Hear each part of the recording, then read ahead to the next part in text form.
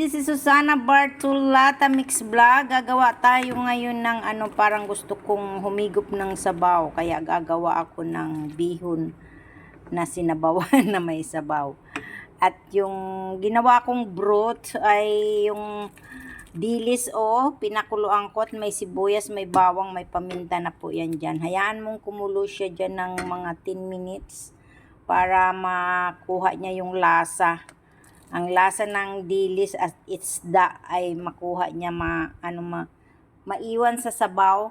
Mayroon akong sahog na dumpling, vegetable dumpling at saka yung fish cake. Fish cake, mamaya hihiwa-hiwain ko yan siya at saka may isda akong sariwa doon. Yun ilalagay ko mamaya. Yan, nilagay na natin yung aking sariwang isda kasi kailangan ko po yung lasa niya. Para malasa po yung ating noodle na sinabawan na noodle soup. Ay! Yan. So, parang masarap, lalo na ngayong tag-ulan. Yan, hayaan natin kumulo pa ng kumulo. Para yung lasa ng sabaw ay napakasarap. Ayan po. Hayaan natin siyang kumulo ng kumulo. Ayan guys, hahanguin na natin siya para ito kakainin natin mamaya, ulam na.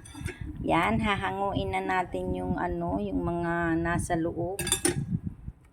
Yan, para ilagay natin yung ibang ingredients. Para ilagay natin yung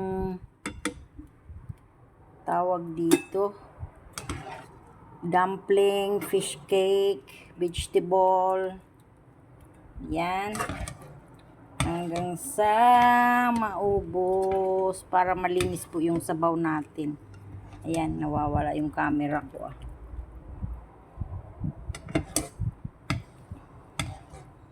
Ayun. So, para kaunti ang sabaw, dagdagan natin. Dagdagan natin ng sabaw. Yan. So, next po, ilagay natin yung dumpling at saka fish cake. Yan. First dumpling muna ilagay natin. Yan. Mukhang yummy. Made in Korea po itong dumpling ko Vegetable dumpling. Galing Korea. Tapos ibuhos ko na yung fish cake. So, hayaan natin kumulo. Tatakpan na rin natin ulit. Yan, tinakpan ko muna. Hangaan ko muna siyang kumulo bago natin ilagay yung vegetable. Ayan, kumulo na po. Kumulo na po ang ating sabaw. Maluluto na po yung ating dumpling na nilagay at saka yung fish cake. Ayan. So, next po is ilalagay na natin yung green vegetable. Ayan. Dinamihan ko na po ng vegetable. Patchoy yan Patchoy. Yan po. So, takpan natin hanggang sa maluto yung at ihahanda ko na yung ating noodles sa isang bowl. Ayan, luto na po.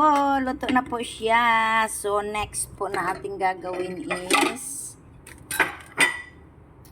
ilalagay na natin dito sa ating bihon. Yun. So, we are using chopstick. Sabay ganun. Sandali. So, ilalagay natin dyan sa ibabaw. Ayan. Para kunyari ako nasa restaurant. Diba? Tapos yung dumpling ko. Ayan, ilagay natin dyan. Sus. 3 dumpling, ubos ko yan. Tapos damihan natin ng sabaw at saka gulay. Yun. Yummy! Siyempre, igagarnisan natin ng coriander or spring onion. At saka, wait lang kunin ko yung fried shallots ko. Yan, garnisan natin ng fried shallots. Ayun. Yummy! O, diba? Perfect. Tapos, magla-lunch na tayo. Ayan.